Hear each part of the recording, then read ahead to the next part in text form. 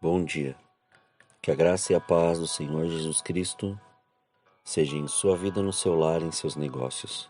Quero agradecer a Deus por permitir entregarmos nossas primícias a Ele e juntos desfrutarmos de mais um dia dessa palavra que se encontra no Evangelho segundo Lucas, capítulo 22, versículos 41 a 43, que diz: E apartou-se deles cerca de 1 tiro de pedra, e pondo-se de joelhos, orava, dizendo: Pai, se queres, passa de mim este cálice. Todavia, não se faça a minha vontade, mas a tua.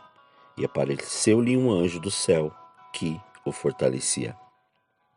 Hoje, o Senhor me levou a meditar sobre se estamos vivendo a vontade de Deus ou a nossa. Estamos impedindo da vontade de Deus ser manifesta? Diante disso, quero expor essa passagem, onde Jesus se coloca em oração e sua conversa com o Pai é bem direta, mas com um adendo importante. Jesus sabia o que deveria fazer, mas mesmo assim quis saber se havia alguma outra opção. Confiar tão plenamente em Deus a ponto de acreditar que a vontade dele é melhor do que a minha vontade. É aceitar que o seu plano é melhor que o meu plano. Jesus sentia o peso dos pecados da humanidade sobre seus ombros. Ele temeu aquele momento e pediu a Deus que, se possível, ele não gostaria de morrer, mas em seguida disse: Faça-se a sua vontade. Uma coisa é concordar com Deus quando a vontade dele e a nossa se coincidem. Mas e quando a vontade de Deus é totalmente oposta à nossa? Há uma luta entre a nossa vontade e a vontade de Deus. Muitas vezes agimos como se Deus fosse um gênio da lâmpada mágica e esperamos que ele diga sim para todos os nossos desejos. Alguns dizem: eu não tenho vontade, e como não sou hipócrita, então não oro. Se você não está com vontade de orar, então diga isto para Deus. Você pode dizer: Olha, Senhor, hoje não estou nem um pouco a fim de orar. Ultimamente estou achando que o Senhor não liga a mínima para a minha vida. Isso foi uma oração? Sim. Orar é falar com Deus e abrir o coração a Ele como um amigo.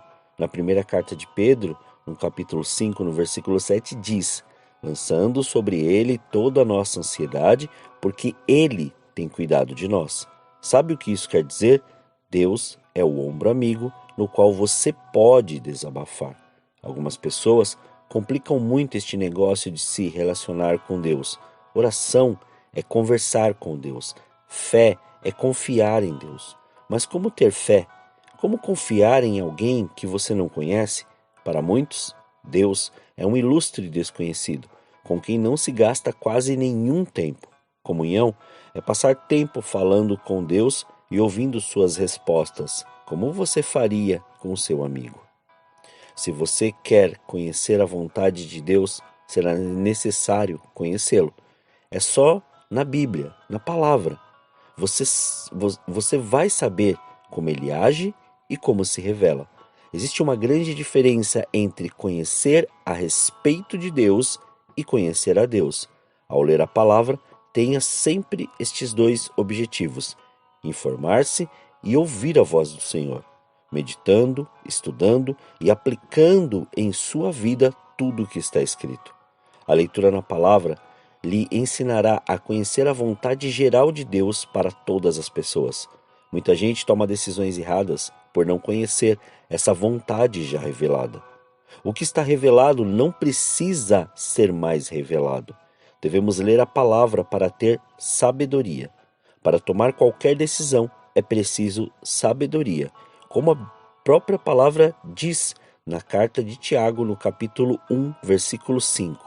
Se você tem falta de sabedoria, peça a Deus, que a todos dá liberalmente. E no livro de Provérbios, no capítulo 3, no versículo 13, diz: Bem-aventurado o homem que acha a sabedoria, e o homem que adquire o conhecimento.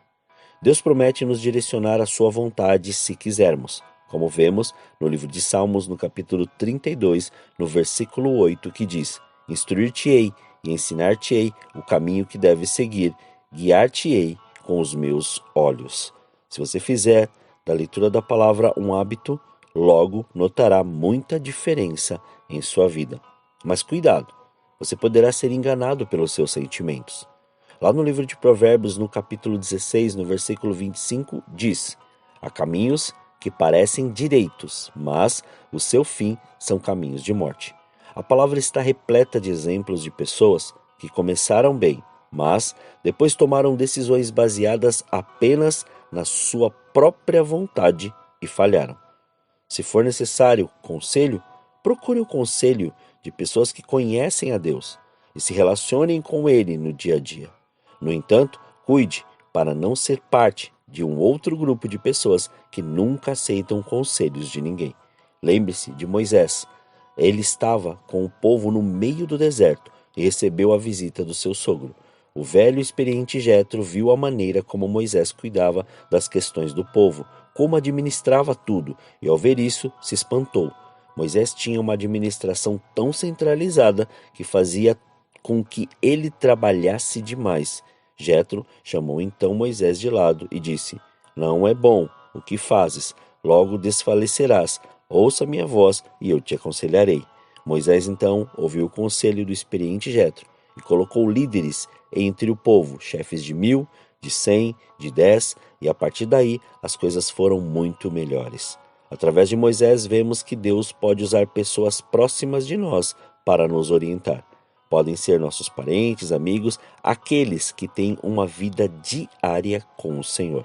Faça uma retrospectiva de sua vida. Como só depois você pode ver como Deus guiou sua vida sem que você percebesse. Faça isso e você vai perceber para onde Deus está te levando. Lembre-se de Abraão, lá como descrito em Gênesis capítulo 12, versículo 1. Ora, o Senhor disse a Abraão: sai da tua terra, da tua parentela e da casa de teu pai e vá para a terra que eu te mostrarei. Viu só? A ordem do Senhor foi por etapas. Primeiro, sai daqui para o lugar que eu lhe mostrarei. E o Senhor foi conduzindo sua vida. Foi assim também com o povo de Israel ao sair do Egito. Observe que isso é quase uma regra na vida dos personagens da Bíblia. Como Deus é assim, nunca entendemos o que acontece em nossa vida na hora em que tudo acontece. Mas podemos ter a certeza de que Deus é sábio demais para cuidar de tudo.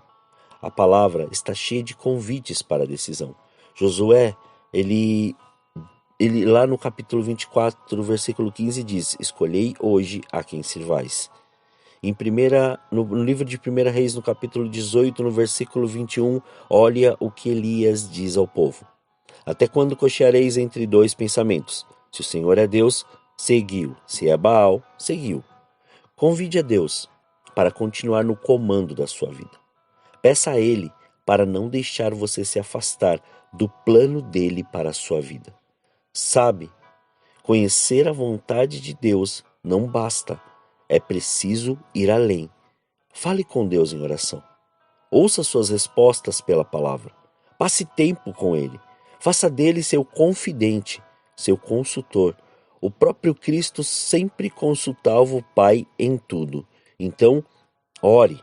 Senhor, faça a sua vontade em minha vida. Não limite mais a vontade de Deus em sua vida. Conheça-o e mergulhe naquilo que o Senhor tem preparado para você. Ore, ouça, medite e preste atenção na prática diária de tudo o que Ele falar contigo. Oremos. Pai, nós te louvamos e te agradecemos. Graças te damos por esse amor. Graças te damos, Pai, por essa oportunidade de entregarmos estas primeiras horas, estas primícias a Ti. Senhor, o Senhor tem nos ensinado e tem nos mostrado a cada dia como seguir, como caminhar, como, Pai, muitas vezes marchar, como nos posicionar e até mesmo, Pai, como descansar. Porque o Senhor tem nos instruído através da sua palavra. E por isso, Pai, diante da palavra de hoje, assim seja, que a sua vontade seja plena em nossas vidas. Porque muitas vezes fazemos planos, colocamos, Pai, os nossos projetos, os nossos sonhos, mas, Pai, nós queremos que todos eles sejam colocados em suas mãos, para que a sua vontade seja manifesta e o seu querer seja pleno. Não queremos viver da maneira que nós achamos.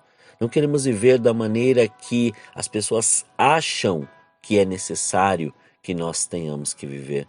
Mas, Pai, nós queremos viver a sua vontade. Então, Pai, diante, Senhor querido, deste dia que o Senhor preparou, revela a cada coração, revela a cada mente, revela, Senhor, a cada um dos teus filhos que aquilo que o Senhor preparou sempre vai ser o melhor, que a sua vontade sempre será a melhor. Então, Pai, nós liberamos tudo aquilo que temos segurado, achando que é o seu querer, para que a sua vontade venha e seja estabelecida. Pai, destrone todos os altares que nós colocamos, desfaça todas as amarras e todos os grilhões, e que a sua presença venha e se revele na profundidade, na largura e no comprimento daquilo que o Senhor tem preparado para nós. Então, em nome de Jesus, que a cada dia o seu querer, a sua graça e a sua unção venham e sejam revelados, Pai, da sua maneira e conforme o seu querer. Consagramos tudo que temos, tudo que somos. Consagramos os nossos sentimentos, os nossos pensamentos. Consagramos tudo diante do seu altar para que venha o seu reino e seja revelado a sua vontade. Muito obrigado, Pai. Graças nós te damos, Senhor. Assim oramos, agradecidos a ti, em nome de Jesus. Amém. Que você tenha um dia abençoado na presença do Senhor. E quem vos fala é o pastor Leandro Araújo, da Igreja Apostólica Caminho de São Paulo, capital. Deus te abençoe grandemente.